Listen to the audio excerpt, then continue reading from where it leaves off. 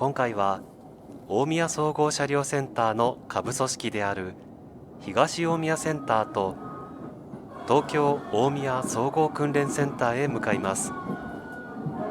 ここ大宮駅の構内で11番線の線路から分岐して東大宮センターへ向かう回送専用の線路が伸びています。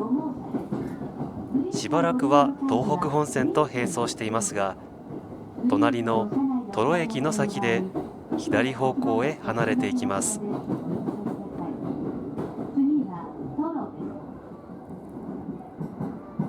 車ありがとうございます。宇都宮線普通電車の古賀駅です。この先終点の古賀まで各駅に停まります。15両編成で終点の古賀まで参ります。先頭が15号車、一番後ろが1号車です。後ろよりの4号車と5号車はグリーン車でございます。ご利用の際には乗車券の他にグリーン券が必要です。大宮駅からトロ駅までの東北本線の線路を抜粋して分かりやすく略図にしたものです。東北本線の電車はこのように大宮駅11番線を発車して赤い線を通ってトロ駅へ向かいます。そして東大宮センターへ向かう回送電車は11番線の線路から分岐した赤い線の回送線を通って進みます。回送線が徐々に上がっていきます。その上がった先には回送線から大宮駅へ向かうための分岐があります。そしてその分岐部分を過ぎると再び回送線は地上へ降りてきます。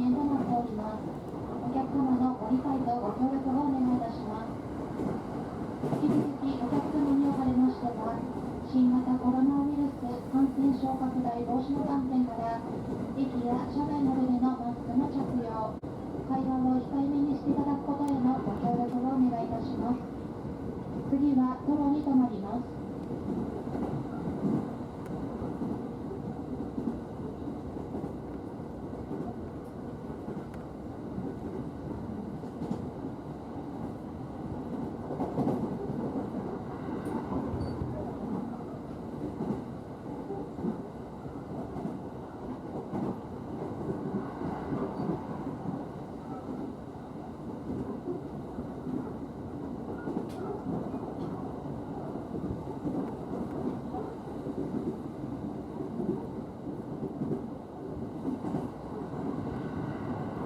まもなくトロ、お出口は右側です。The next station is Toro. The doors on the right side will open.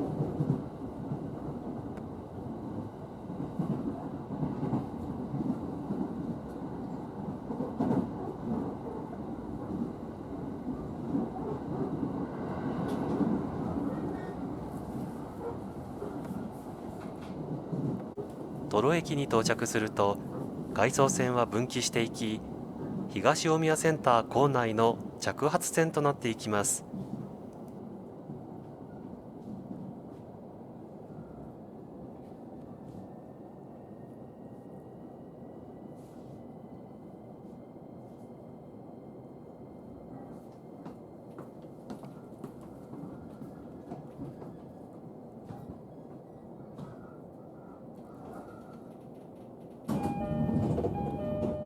トロ駅の構内から東大宮センターへ向かっていく線路の様子を見ていきます。合計3本ある着発線は東大宮センターへ入出庫する電車が一旦待機する場所です。そして場合によってはとても興味深いものが見られます。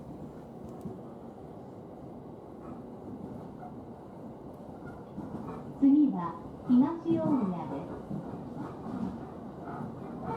The next station is 東大宮。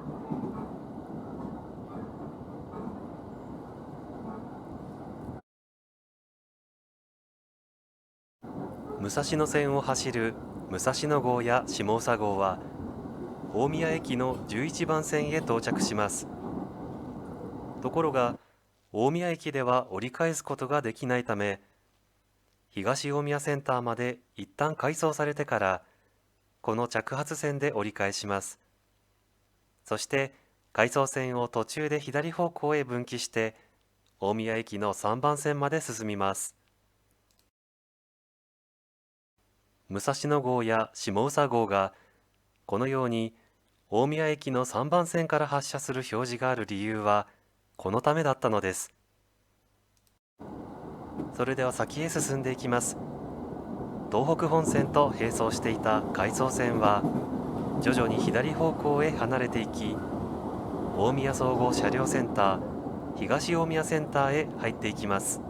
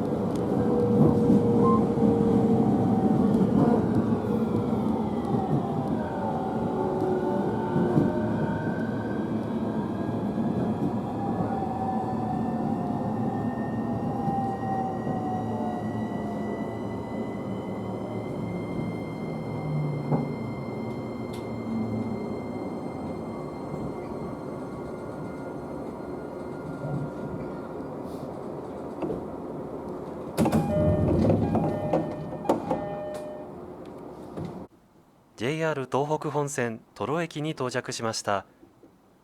東大宮センターへ向かう線路が伸びています。土呂駅のホームの先からは、東北本線と回送線は柵で仕切られています。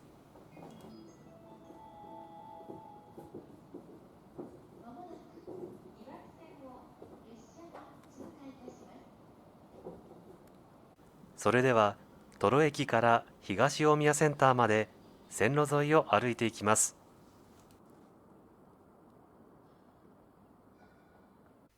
東大宮センター周辺の概略図です。この概略図に撮影場所を示しながら順番に紹介していきます。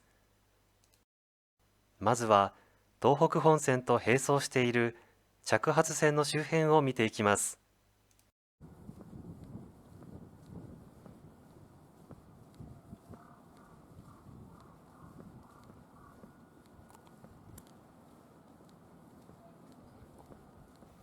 着発線には特急サフィール踊り子に使用される E261 系電車が停車しています。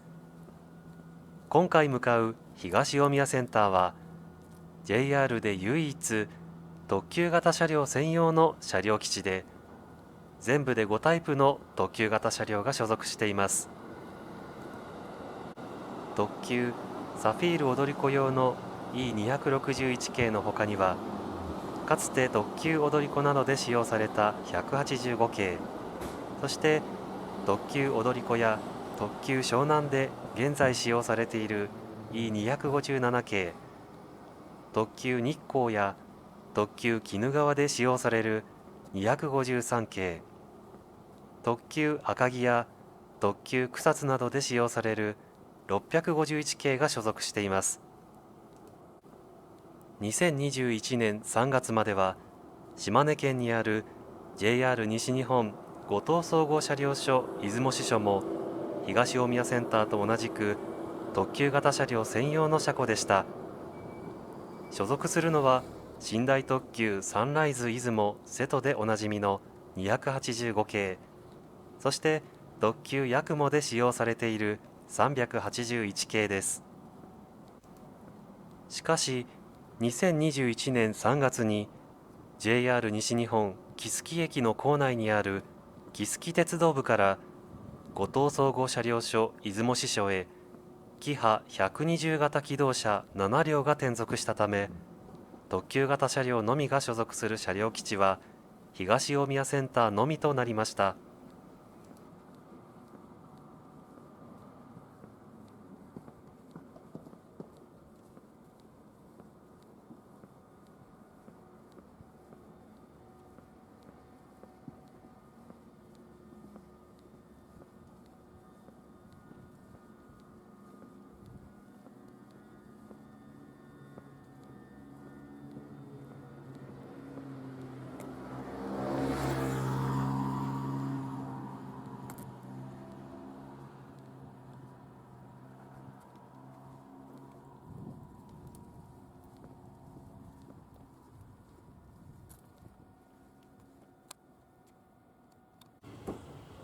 E257 系が着発線に到着しました。ここで一旦停止してから東大宮センターへ入っていきます。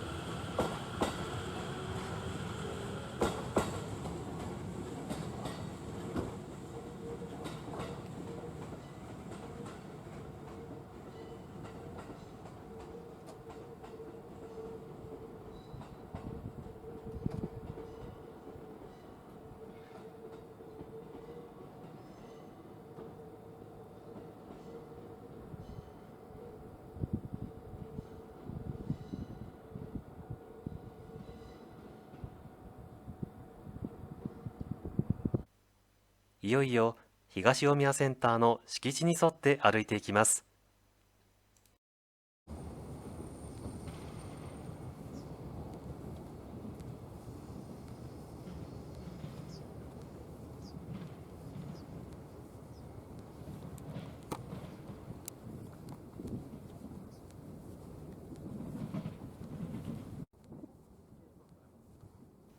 入り口が見えてきました。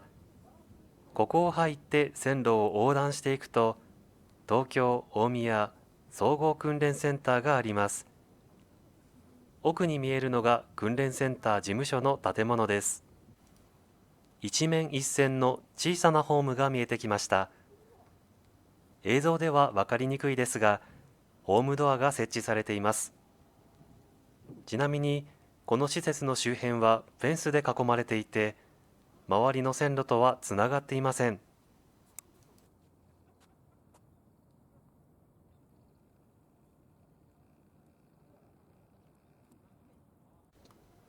すぐ横にある出入り口には、大宮支社設備訓練センターと書いてあります。ここは設備関連の施設のようです。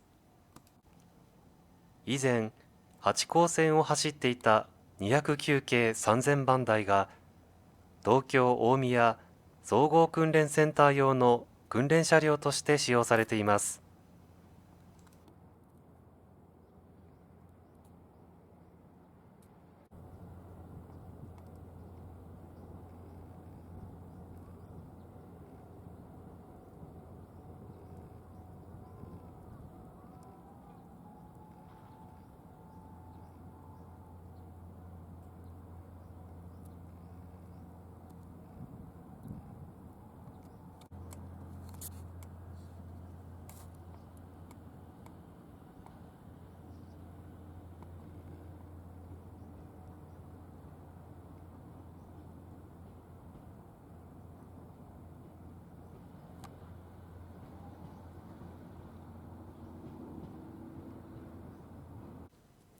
さらに進むと、古い跨線橋が見えてきました。現在は老朽化に伴い立ち入り禁止になっています。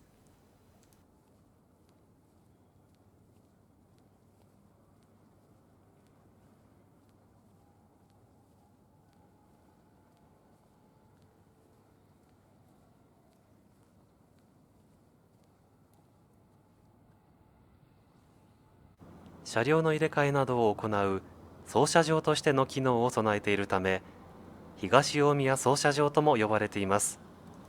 東大宮センターには跨線橋が2つかかっています。まずは1つ目の跨線橋から見ていきたいと思います。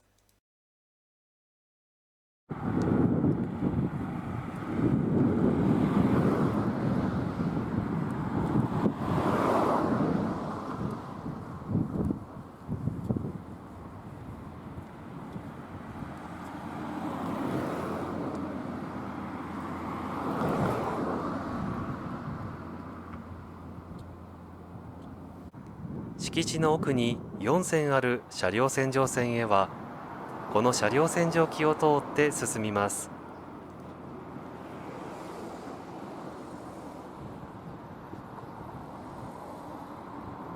特急踊り子や特急湘南に使用される E257 系がたくさん並んでいます。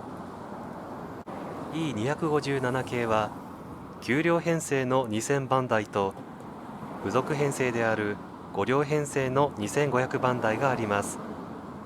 先ほど着発線に停車していた特急サフィール踊り子用の E261 系とは車体の色合いを揃えているのが特徴です。ここで一旦東京大宮総合訓練センターを見ていきたいと思います。JR 東日本の東京支社と大宮支社の訓練センターとして機能しています。訓練センターの建物の前には青葉駅があり、中間には山彦駅、そして一番奥に旭駅が設置されています。駅名はいずれも東北上越新幹線の列車名から名付けられました。一面二線構造の青葉駅には、先ほど敷地の横から見た209系3000番台の車両が停車しています。訓練センターに所属する車両は、この他に雲湯に143型の3、そして貨物車両補機の2両があります。雲湯に143型は4両だけ製造された郵便荷物合造車です。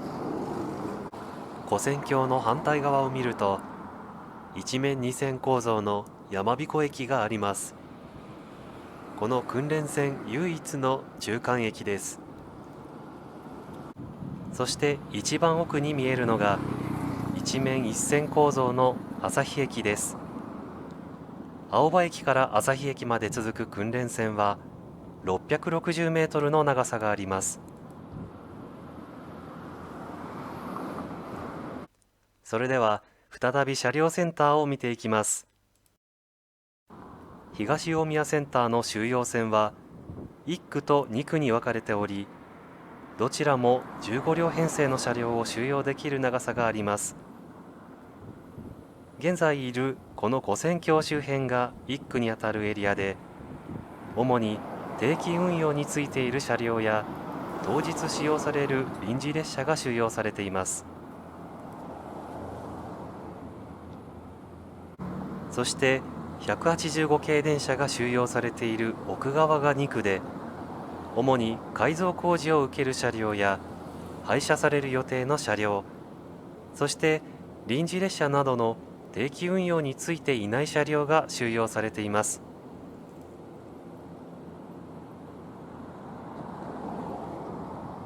検査線に停車中の651系1000番台は、もともと常磐線を走る特急日立で使用されていた車両で、特急赤城や特急草津で使用するために改造されました。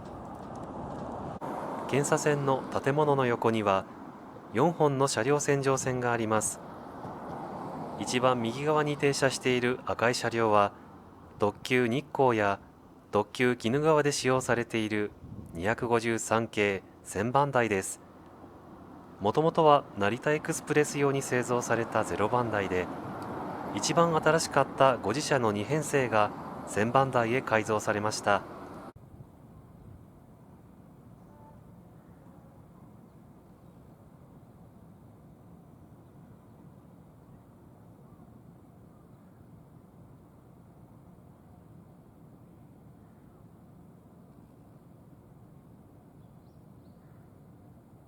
東大宮センターにもう一つかかる跨線橋から中央線の2区にあたるエリアを見ていきます。E257 系がたくさん並んでいます。しかし、車両の色合いが先ほどとは異なっています。主に臨時特急や臨時快速、団体専用列車に使用される波動用の車両で、9両編成が E257 系の5000番台、5両編成が5500番台です。先ほどご紹介した通り、こちらの2区には通常の定期運用についていない臨時列車や車両改造工事を受ける車両、そして廃車される予定の車両などが収容されています。そのため、臨時特急などに使用される E257 系の5000番台と5500番台は、こちらの2区に収容されています。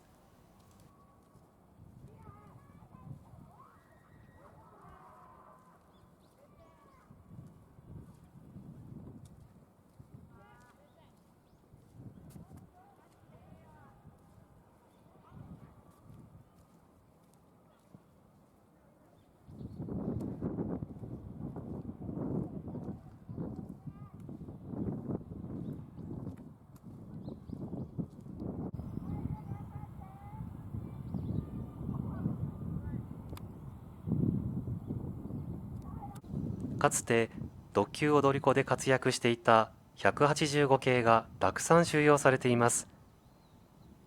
運用を離れて以降は団体専用列車としてたびたび使用されています。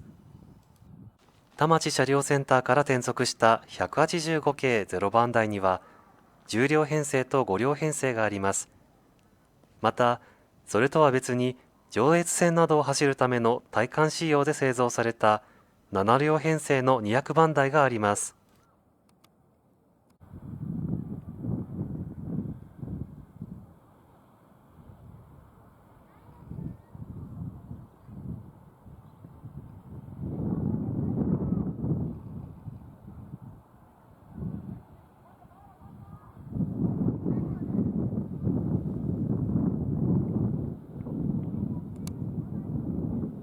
それでは東大宮センターの一番奥側を見てみます。敷地の一番奥には中央線から伸びる2本の折り返し用の線路があります。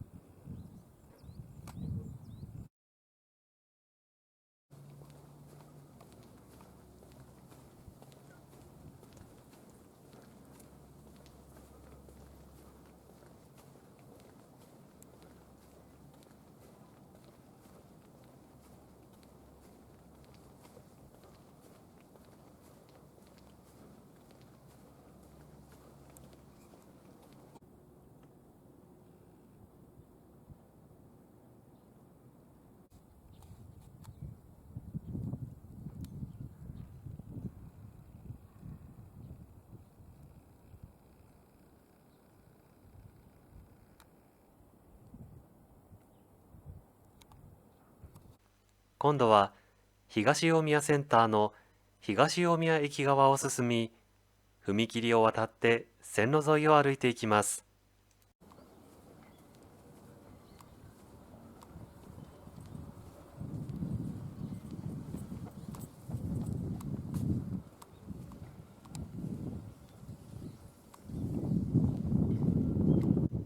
東北本線の線路沿いに見えてきた出入り口には、東京大宮総合訓練センターと書いてあります。踏切を渡って移動してきました。こちら側からも東京大宮総合訓練センターを見ていきたいと思います。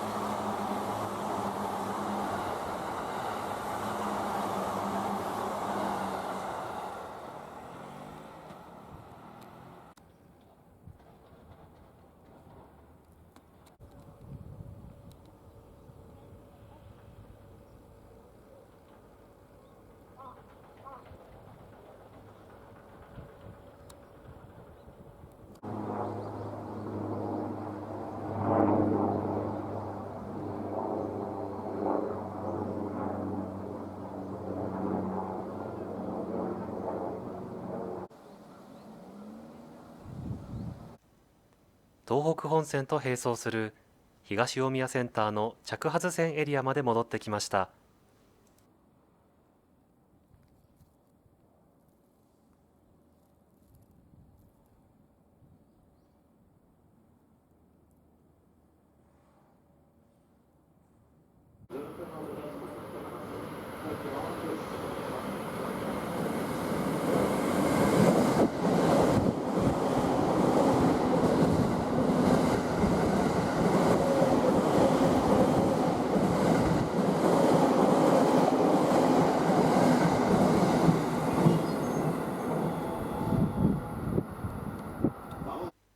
東北本線土呂駅から大宮駅まで戻ります。まずは東大宮センターからの回送線と並走しながら大宮駅へ向かいます。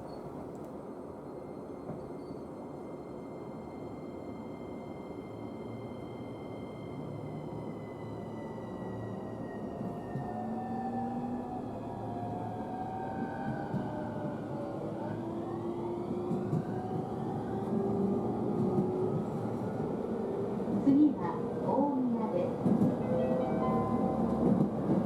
The next station is 大宮 JU7。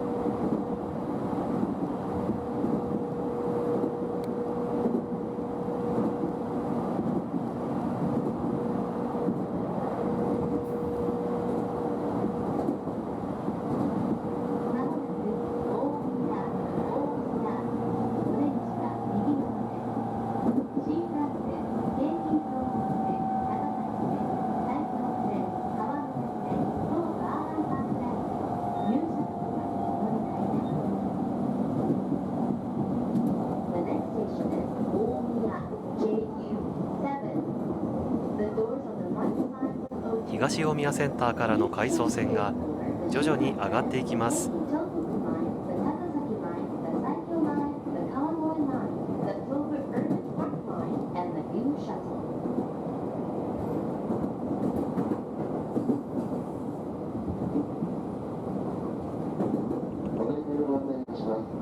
池袋新宿方面湘南新宿ライン逗子行きは降りました本部向かい側4番線からこの場所の上あたりで回送線は分岐して大宮駅の3番線へ向かう線路が降りてきます。ご乗車ありがとうございました。まもなく大宮に到着いたします。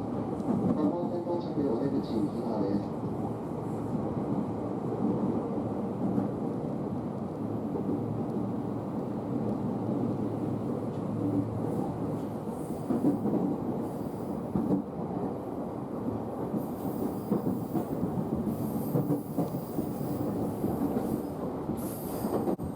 そしてここで東北本線と回送線が合流します。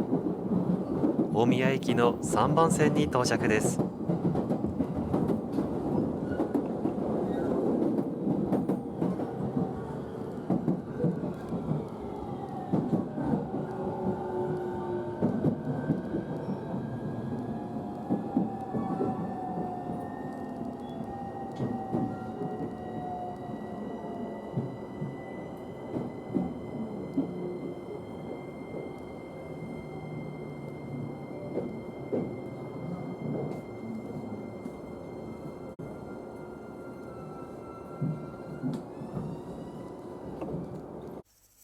今回も動画をご覧いただきましてありがとうございます。チャンネル登録、高評価をしていただけると嬉しいです。画面右下にあるチャンネル登録と書いてあるボタンを押すだけでチャンネル登録をすることができます。どうぞよろしくお願いいたします。